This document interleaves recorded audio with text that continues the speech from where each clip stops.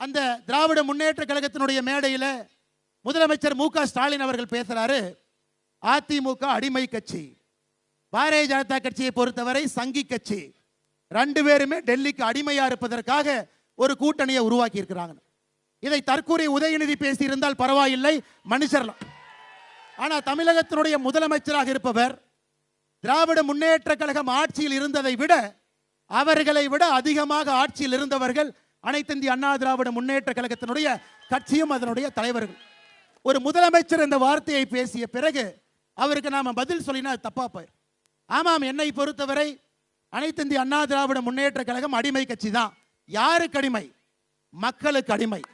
மக்களை எஜமானராக மதித்து மக்களுக்கு அடிமையாக இருக்கக்கூடிய கட்சி. தேசிய ஜனநாயக கூட்டணியும் அடிமை கூட்டணி தான். யாருக்குங்க? தமிழ்நாட்டினுடைய மக்களுக்கு நாங்கள் அடிமை.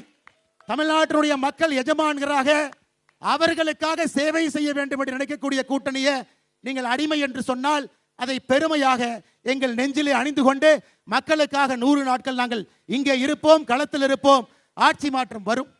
முதலமைச்சர் அவங்க அதோடு நிக்கல. இன்னைக்கு ஒரு பெரிய பொய்ய நம்முடைய கிராமத்தில் இருக்கக்கூடிய பெரியவங்கிட்ட விதைச்சுக்கிட்டு இருக்கிறாங்க. 100 நாள் வேலை வாய்ப்பு திட்டத்தை பாரதிய ஜனதா கட்சியினுடைய ஆட்சி மத்தியில் அதை நிறுத்த போறாங்க. அன்பு சொந்தங்களே, நீங்க உங்களுக்கு நல்லா தெரியும், 2021 தேர்தல் வாக்குறுதியில் திராவிட முன்னேற்ற கழகம் சொல்லி இருந்தார்கள், நாங்கள் ஆட்சிக்கு வந்த உடனே 100 நாள் வேலை வாய்ப்பு திட்டத்தை 150 நாட்களாக உயர்த்துவோம் என்று சொன்னார்கள். சொன்னாங்களா இல்லைங்களா? நீங்க சொல்லுங்க. ஆட்சிக்கு வந்தா 100 நாள் வேலை வாய்ப்பு திட்டத்தை 150 நாட்களாக உயர்த்துவோம் என்று திராவிட முன்னேற்ற கழகம் சொன்னார்களா? இதுவரை எதையும் செய்யல, ஒரு துரும்பை கூட கிள்ளி போடல. ஆனா பாரத பிரதமர் நரேந்திர மோடி அவர்கள் தேர்தல் வாக்குறுதியா கொடுக்காம இன்னைக்கு 100 நாள் வேலை வாய்ப்பு திட்டத்தை 125 நாளாக உயர்த்தி இருக்கின்றார். 125 நாளாக. அன்பு சொந்தங்களே, கடந்த 4 ஆண்டுகள்ல மேலே நடப்பது பாரதிய ஜனதா கட்சியினுடைய ஆட்சி, இங்கே நடப்பது நமக்கு எதிரான ஒரு ஆட்சி, எதிர்கூட்டணியில் இருக்கக்கூடிய ஆட்சி.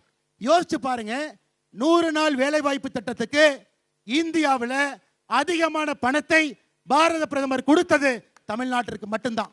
உத்தரப்பிரதேசத்தை விட, மகாராஷ்டிராவை விட, ஹரியானாவை விட, பாரதிய ஜனதா கட்சி ஆளுகின்ற மாநிலங்களை விட இந்தியாவில் 100 நாள் வேலை வாய்ப்பு திட்டத்தில் அதிக பணத்தை கொடுத்தது தமிழ்நாட்டு மக்களுக்கு தான்.